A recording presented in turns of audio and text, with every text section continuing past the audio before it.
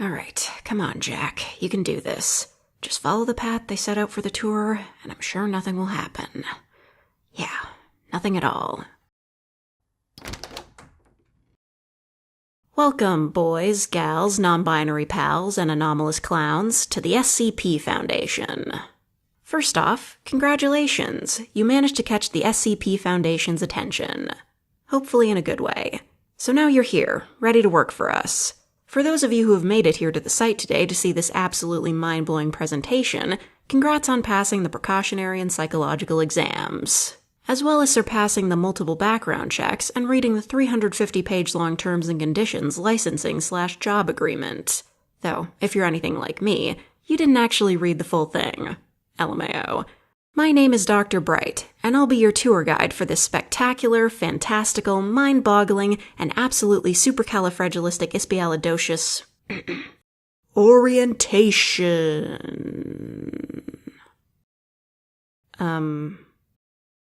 Hi?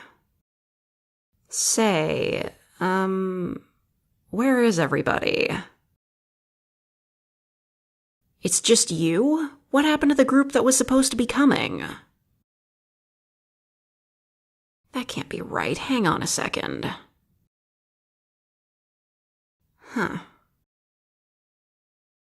Apparently, Overwatch Command has decided to rule against me giving any kind of tour/presentation, in bold letters here, to a group of junior/entry-level personnel.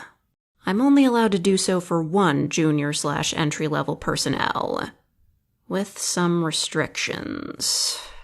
Of course. Dagnabbit, and I worked so hard on that presentation, too. It took me months to put it together. Well, not actually, since it only took me a single night from a weird dream, but still. Oh, right, sorry. So, I guess it's going to be you, huh? Well, allow me to introduce myself. Again. The name is Bright. Dr. Jack Bright. That's a nice name. It's a pleasure to meet you. So, I should ask, what made you want to come work for an organization like ours? Oh, that's interesting. Me? My parents. Well, my whole family, actually, but that's another story for another time. So, this is usually the part where I'm supposed to give you a long list of rules of what not to do during the tour/presentation, some of which will still apply even after working with us for years. But since it's just you, and you look like you've got some common sense, I'll just give you 3. Rule number 1. Don't touch anything. Unless I say it's safe to touch. Although, I think it's better if you just don't touch anything. Well, sometimes I forget that I can touch something, and the worst thing that can happen is that I'll need a new body. For you, well, not so much. Rule number 2. No horseplaying or funny business.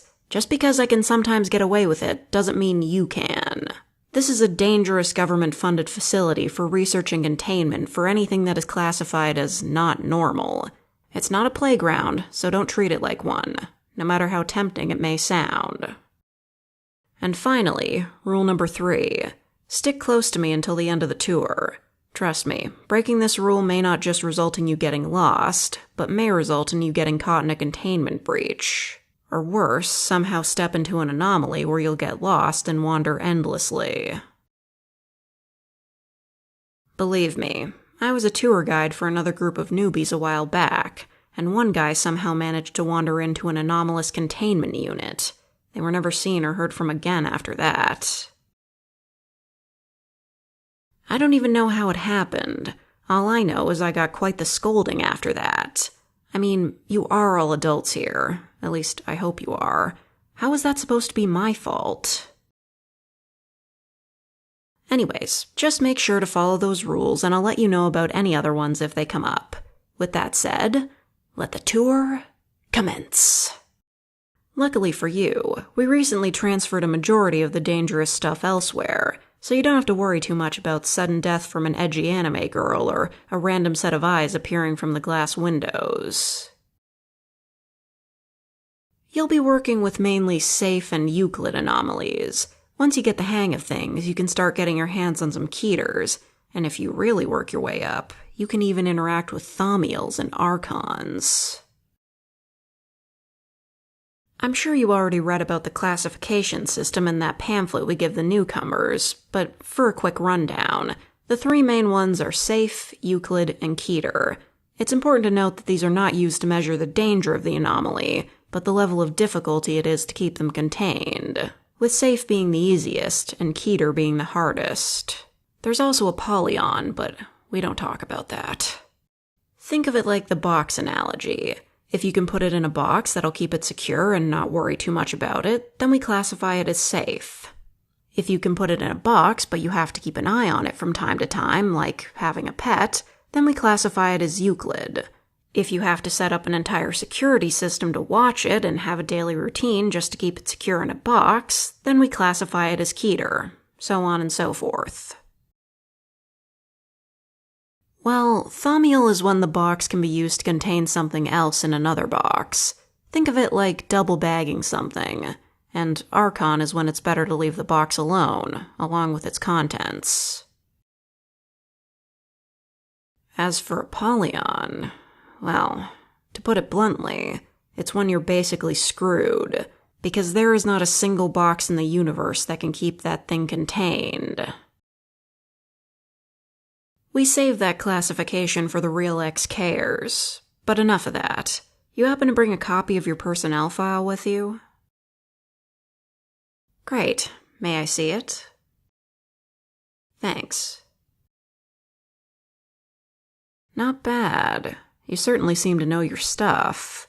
With that said, for the time being, you'll be assigned to an entry-level researcher, but with time, you can work your way up in the ranks. I don't feel too bad. Besides, we all are classified as researchers technically. After all, the Foundation is most well known for its ambition to research and understand how anomalies work. We are not like the GOC. We want to learn what's trying to eradicate us, not eradicate it ourselves. Oh, don't worry. The job might get scary at times, but we must remember that we're helping to make the world a safer place, where people can actually have the chance to live out their life, and not have some random creature or object plummeted into chaos, or its destruction, or both. And besides, you get to meet a lot of interesting people and anomalies here. So, as researchers, it's our job to learn whatever it is we can about the anomaly. If any test needs to be done with it, it's important that you take it up to your site director first for approval. Then we can go from there. Oh, wait, I just remembered. I am the site director. A transferable one, but one nonetheless. I travel from site to site to make sure they're up to code and intact. But while I am here, feel free to ask me anything. Well, almost anything. There's some stuff that I could tell you, but I shouldn't because it might be on the list or something. Yes? Oh, this amulet? It's pretty, ain't it? I would give it to you as a good luck charm, but there's a rule against it on the list. So... Why?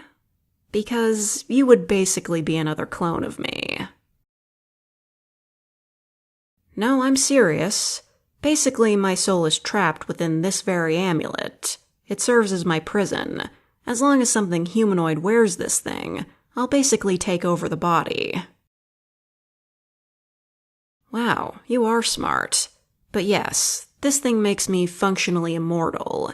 And have you read all those posts online talking about how immortality sucks? Yeah, there's some truth to that.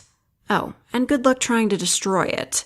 Because believe me, there's nothing that you can think of as a means to destroy it that I haven't tried. Hey, it's alright. It does have its merits. Very little merits, but merits nonetheless. Yes? What's what about? Oh, you mean the raccoon? Yeah, it's an SCP.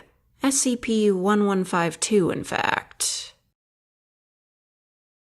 What do you mean that's a human in there? Nope. I'm pretty sure it's just a common raccoon. A pretty smart one, in fact. Right. Let's move on.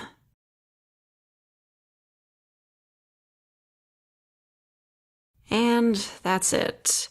Here will be your personal office/living quarters.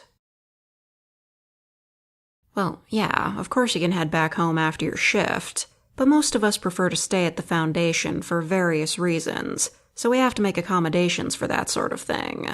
With that said, it comes with all the essentials you'll need, so hopefully it should suit you just fine. Since it's your first day, as far as I'm aware, there's no need to start on anything.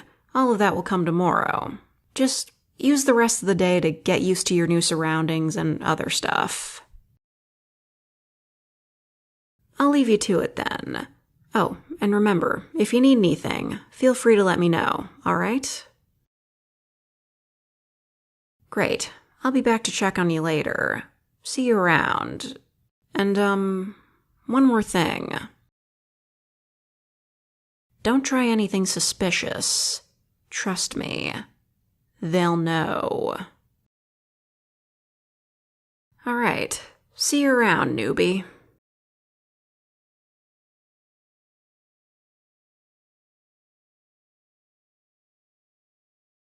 My favorite SCP is Abel, is he's like an edgelord killing machine that doesn't fit in with modern SCP writing standards, but they can't get rid of him because he's too well known he got grandfathered in.